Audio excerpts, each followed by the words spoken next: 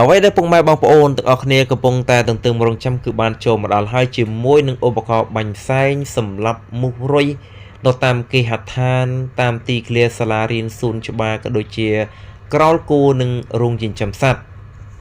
និងបងប្អូនទាំងអស់គ្នាអាចប្រើប្រាស់នៅកន្លែងផ្សេងទៀតបានជាមួយនឹងការចំណាយតិចចំណេញច្រើនជាពិសេសគឺសម្រាប់មូសរុយបានយ៉ាងល្អដោយសាររដូវនេះគឺជារដូវដែលមានភ្លៀងធ្លាក់ដែលបង្កឲ្យមានមូសរុយជាច្រើន